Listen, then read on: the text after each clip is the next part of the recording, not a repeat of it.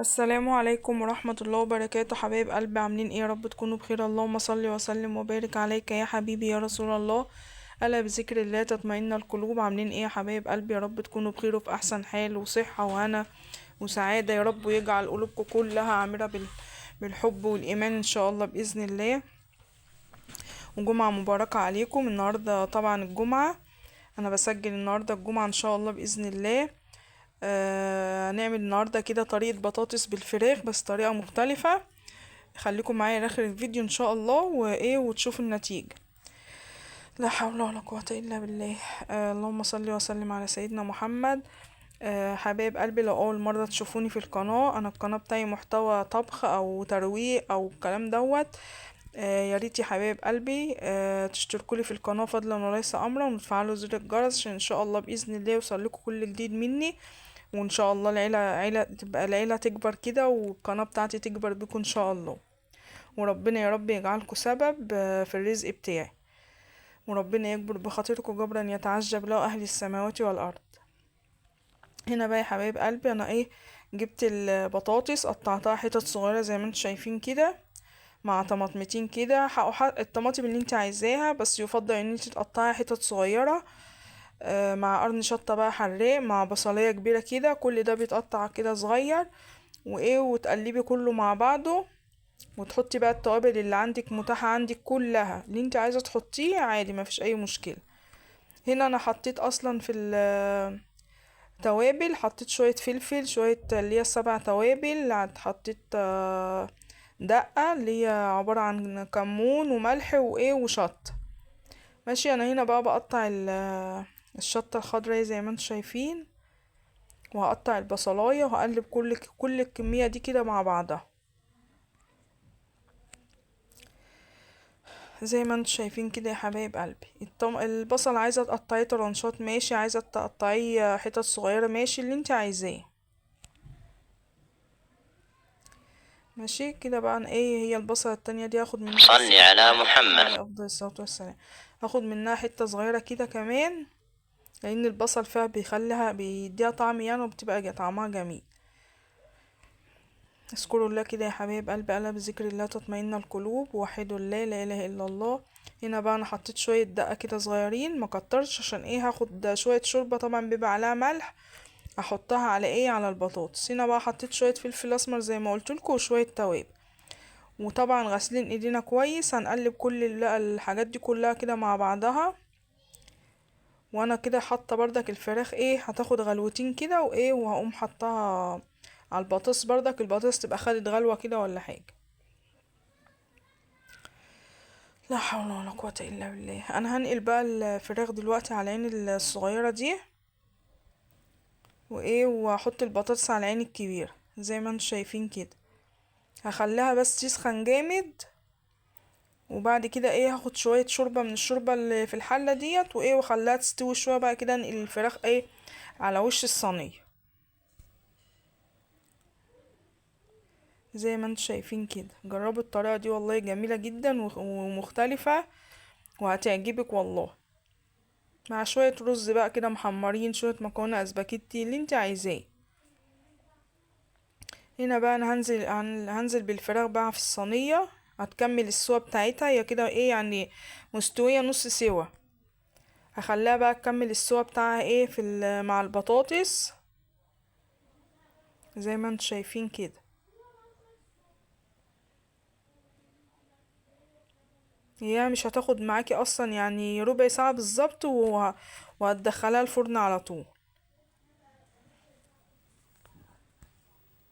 طبعا لو انت عندك العين اللي في النص دي شغالة، الافضل ان انت تحطي الصينية عليها، لو هي الصينية كبيرة زي اللي انا بستعملها دي.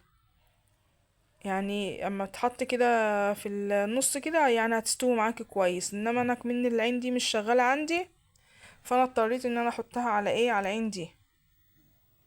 كده بقى بشيل كل حاجة من الحلة. لا اله الا انت سبحانك اني كنت من الظالمين. هغطيها بقى كده ايه، وتستوي كده مع نفسها. انا طبعا هنا مهديه عليها خالص، عبال ايه محمر بقى الرز. هنا حمر بقى شوية رز كده ايه، حبة وحبة زي ما انتم ما بتقولوا يعني عندكم.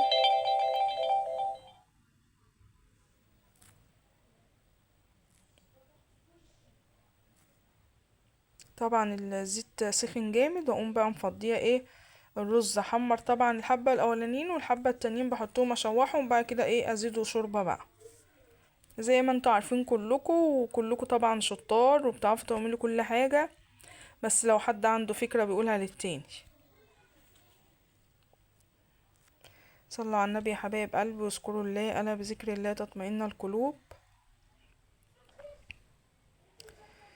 لا حول ولا قوة الا بالله العلي العظيم. هنا بقى انا بقلب الفراخ على اليمة التانية كده عشان بس يعني تاخد من طعم البطاطس والصوص اللي بينزل من البطاطس والفراخ. وطبعا بقى انا لفيتها لفة كده عشان طبعا يمت بره كده النار مش بتبقى جاية على يعني مش بتسوي الاكل قوي، فانا بلفها اليمة التانية كده 10 دقايق كمان بقى واطفي عليها. لو عندك مثلا طماطم مثلا في التلاجة، يعني شوية صلصة كده، ممكن بقى تحطي على وش الفراخ وتدخليها تحت الشواية كده وتفرجي عليها بقى.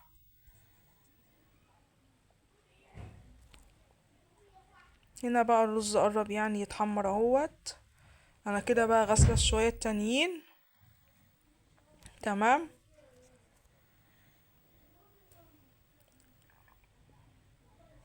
انا هنقل بقى البطاطس ديت، هي كده يعتبر خلاص دخلت في السوا، وعايزه بقى نار هاديه، فانا هنقلها على العين اللي على الرز، واجيب الرز على العين الكبيره دي عشان يعني انجز وقت. هنا بقى انا نقلت اهوت ونزلت الرز، غسلت شويه الرز التانيين. تمام. هو كده حلو يعني محمر حلو اهو، فانا بقى هزيده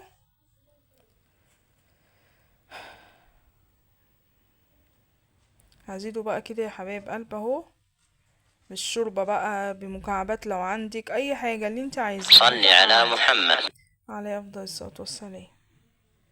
طبعا يا ولاد انا منزلة برنامج انا المسلم، طبعا كل شوية كده بيذكرنا ان احنا نصلي على سيدنا محمد عليه افضل الصلاة والسلام.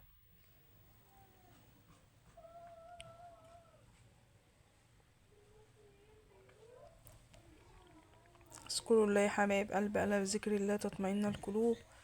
وعاملين يا ولاد في السقعة دي؟ الجو اقسم بالله تلج تلج كده.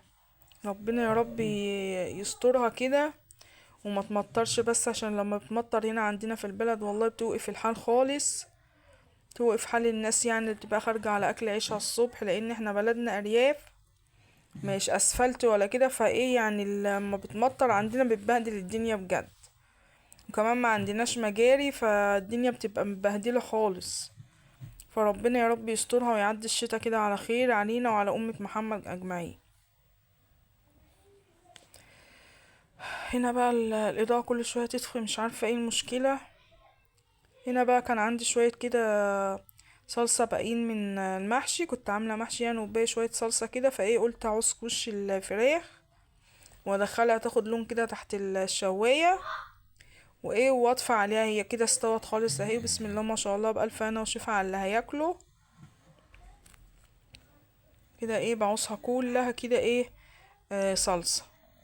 وبرضك انتي لو انتي بتقطعي الطماطم حتت صغيرة، لو عندك طماطم كمية اكبر من اللي انا حطيتها عادي حطي، بالعكس بتبقى طعمها احلى. وانا ما كانش عندي انا الا الحبايتين اللي انتوا شفتوهم معايا في اول الفيديو. هدينا بقى كلها كده اهو، ادخلها تحت الشواية كده تاخد لون. ويبقى ده يا حبايب قلبي غدانا النهارده، فضل ونعمة من عند ربنا، الحمد لله، ربنا يديمها نعمة ويحفظها من الزوال يا رب. واللهم صل على سيدنا محمد. انا كده بقى حطاها في الفرن كده بقى، انا طلعتها من الفرن، جميلة جميلة والله العظيم، جربيها ومش هتندمي، وطريقة مختلفة خالص هتعجبك وهتعجب ولادك. وبألف هنا وشفا عليكم يا رب. وده يا حبايب قلبي يكون الفيديو بتاعي النهاردة، يا رب يعجبكم، ولو عجبكم ما تنسونيش باللايك والاشتراك في القناة فضلا وليس امرا، وتفعلوا زر الجرس عشان ان شاء الله باذن الله يوصلكوا كل جديد مني. وربنا يا رب يجعلكوا سبب في الرزق بتاعي ان شاء الله. كده بقى انا هغرف معاكم بردك.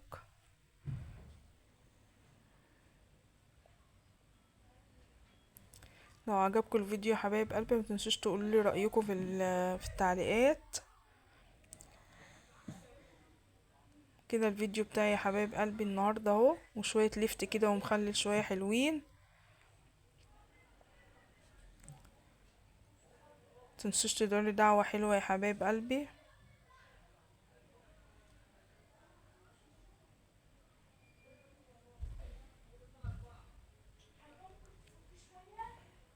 ايه رايكم يا حبايب قلبي بقى؟ والسلام عليكم ورحمه الله وبركاته.